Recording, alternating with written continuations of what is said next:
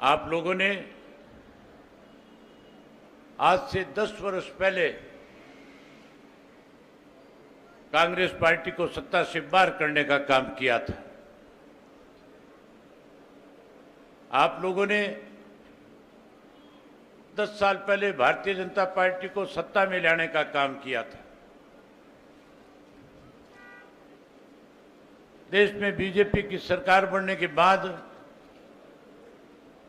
इस 10 वर्ष में किस किस्म के हालात रहे, हमें किन किन दिक्कतों और कठिनाइयों का सामना करना पड़ा। भारतीय जनता पार्टी ने 10 वर्ष पहले जो वायदे हम लोगों के साथ किए थे, उन वायदों को पूरा करने की बजाय कुछ ऐसे निर्णय लिए थे जिससे देश का आम नागरिक भारतीय जनता पार्टी की सरकार से दुखी हो गया, परेशान हो गया। आज पूरे देश के लोगों ने एक मन बना रखा है कि हम भारतीय जनता पार्टी को सत्ता से बाहर करना चाहते हैं। हरियाणा प्रदेश में लोगों ने आज से 2 वर्ष पहले इस बात का फैसला कर लिया था कि जब लोकसभा का चुनाव आएगा, जिस भारतीय जनता पार्टी ने हरियाणा प्रदेश के हर वर्ग के लोगों को दुखी और परेशान करने का काम किया, उन सब ने एक मन और फैसला बना लिया था कि जैसे चुनाव आएगा भाजपा को सत्ता से बाहर कर देंगे। इस बात को मैंने बहुत नजदीक से देखा और समझा है। साथियों, 24 फरवरी पिछले साल 2023 में इंडियन नेशनल लोकदल पार्टी की तरफ से पूरे प्रदेश के 90 के 90 विधानसभा क्षेत्रों में परिवर्तन यात्रा का आयोजन किया गया था। चौधरी ओम प्रकाश चौटाला जी ने मेरे नेतृत्व के अंदर उस यात्रा की शुरुआत कराई थी। हमने 4200 किलोमीटर का सफर तय किया था। मैं 90 की 90 विधानसभा क्षेत्र के लोगों से मिला था। 2000 गांव, शहर और कस्बों में जाकर के आया था।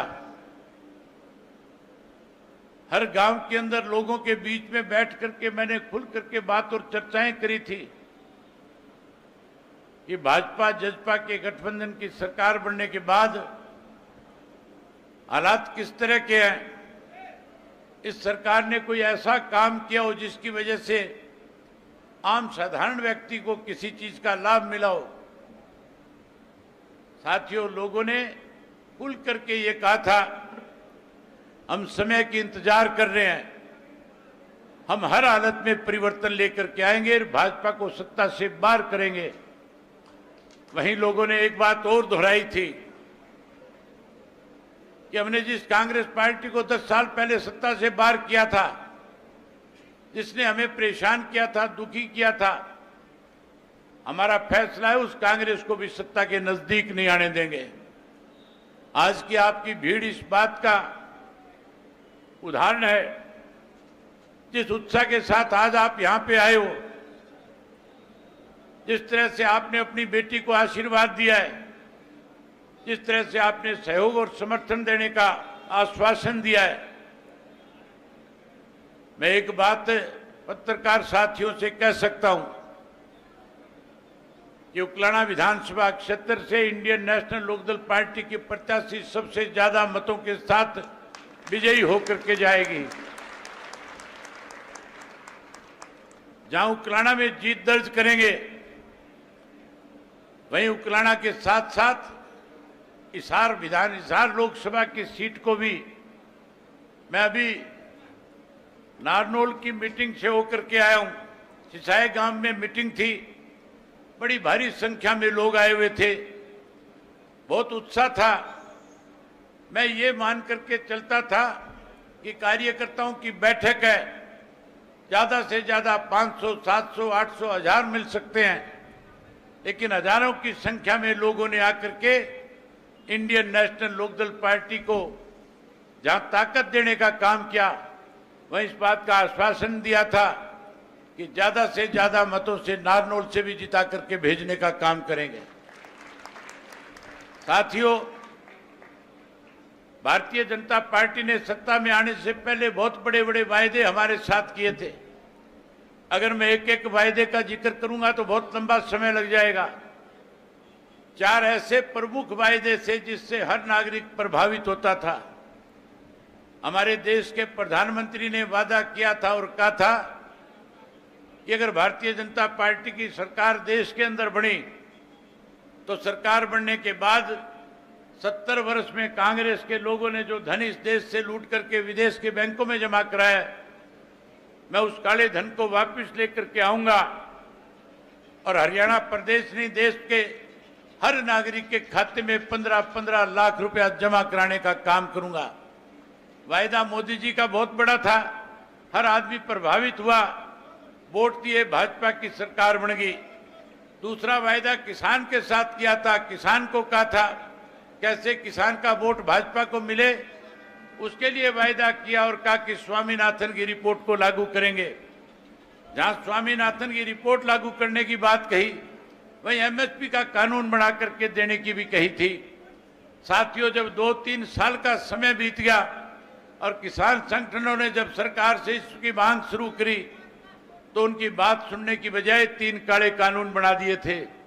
ऐसे 3 काले कानून बने थे जिसकी वजह से देश का किसान जो है इकट्ठा हुआ और इकट्ठा होकर के नॉर्थ इंडिया का किसान, पंजाब, हरियाणा, राजस्थान, उत्तर प्रदेश, मध्य प्रदेश का लाखों किसान अपना घर बार, परिवार, बच्चे, खेत सब छोड़ करके दिल्ली के चारों तरफ जो बॉर्डर हरियाणा की सीमाओं के साथ लगते थे उनके ऊपर आकर के बैठ गया था। केवल वो किसान एक ही बात कह रहा था कि मोदी जी हमें एमएसपी का कानून बना करके दो, ये 3 काले कानून जो आपने लागू किए इनको वापस करो। मोदी जी ने कानून वापस लेने की बजाय किसानों को लंबे समय तक आंदोलन करने पे मजबूर किया। जब साथियों 750 किसानों ने शहादत दे दी, 13 महीने बीत गए, यूपी का जब चुनाव आया तो मोदी जी को ये बात समझ में आ गई थी कि अगर तैने ये काले कानून वापस नहीं लिए तो उत्तर प्रदेश में तेरी पार्टी को हार का सामना करना पड़ेगा। फिर एक दिन रात को अचानक टेलीविजन के ऊपर आए और आकर के कहने लगा कि मैं किसान भाइयों को समझा नहीं सका, मैं देश के किसानों से माफी मांगता हूं और साथ के साथ कहा कि मैं जो तीनों मेरे कानून बनाए गए थे उनको विड्रा करने का काम करता हूं। 13 महीने की लड़ाई के बाद आपने उस जंग को जीतने का काम किया। मोदी ने फिर वायदा किया था और कहा था कि एमएसपी का कानून बनाऊंगा, जो आज तक भी नहीं बना है। साथियों, उसकी वजह से आज भी किसान परेशान है। परसों की बात है, मैं कैलायत हल्के के गांव में गया हुआ था, लोगों के साथ बातचीत कर रहा था। एक बुजुर्ग खड़ा और मुझे कहने लगा कि चौधरी साहब, एसडीएम साहब को टेलीफोन करो। मैंने उनसे पूछा, बताओ क्या कठिनाई है, क्या बात है? तो कहने लगा कि मुझे गेहूं बेचे हुए 1 महीना हो गया, मेरी पेमेंट आज तक नहीं आई। सरकार की तरफ से कहा यह गया था कि 72 घंटे के अंदर अंदर तुम्हारी पेमेंट कर दी जाएगी। मुझे 1 महीने से पैसे नहीं मिल रहे, मुझे पैसा देना है, मेरे घर में प्रॉब्लम है, दिक्कत है। मैंने एसडीएम को टेलीफोन करके पूछा कि एसडीएम साहब क्या कारण है, इस बुजुर्ग के पैसे क्यों नहीं दिए जा रहे? एसडीएम का जवाब था कि जी सरकार का फैसला है कि जब तक उठान नहीं होगा गेहूं का तब तक किसान की पेमेंट नहीं कर पाएंगे। बड़ी हैरानी की बात है, किसान की गेहूं खरीद ली जाती है, उठान 1-1 महीने नहीं करवाते, उस 1 महीने का उठान भी बेईमानी के साथ रोका जाता है। साथियों, कैसे किसान का 1 महीने का पैसे का ब्याज सत्ता में बैठे लोग खाएं, इसके लिए भी योजना तहत उठान ना करवा करके उसका 1 महीने का ब्याज खाने का काम करते हैं। जहां साथियों आज किसान इस बात को लेकर के परेशान था कि मुझे एमएसपी का कानून नहीं मिला, वही मोदी का वायदा था महंगाई कम करूंगा। आज महंगाई कम करने की बजाय महंगाई चरम सीमा पे पहुंचाने का काम किया है। आज आप कोई भी सामान बाजार से लेने जाते हो, खाद लेते हो, बीज लेते हो, डीजल लेते हो, पेट्रोल लेते हो, कीड़े मार दवाइयां लेते हो, हर चीज के दाम बढ़े हुए हैं। जहां साथियों महंगाई बढ़ाई, वहीं भ्रष्टाचार आज चरम सीमा के ऊपर है। आज कानून व्यवस्था नाम की चीज नहीं है। पढ़े लिखे नौजवान बच्चों के लिए आज रोजगार और नौकरी नहीं है, आज नशा और अपराध बढ़ गया है। इसलिए आज हर आदमी ने एक फैसला कर लिया कि सरकार को सत्ता से बाहर करेंगे। जब मैं यात्रा के दौरान लोगों के बीच में जा रहा था, मैंने देखा था किसान परेशान था, मजदूर परेशान था, शहरों में व्यापारियों से मिला, व्यापारी परेशान था, मंडियों में मजदूरों से मिला, मजदूर परेशान था। हर वर्ग के लोग आज दुखी हैं, परेशान हैं। हर आदमी आज इस सरकार को बदलना चाहता है। जहां साथियों हर व्यक्ति बदलना चाहता है, आज उकलाना की जनता, हर गांव से आए हुए आप साथी बैठे हो, क्या आप भी सरकार को बदलना चाहते हो? नहीं बदलना चाहते? बदलना चाहते हो तो दोनों हाथ खड़े करो मेरे साथ की, और एक बात जोर से बोल के कहो कि हम सरकार को बदलना चाहते हैं। और यह भी कहो कि चौधरी देवीलाल की नीतियों को लाना चाहते हैं। अगर आप चौधरी देवीलाल की नीतियों को लाना चाहते हो तो फिर साथियों आपको सोच बदलनी होगी।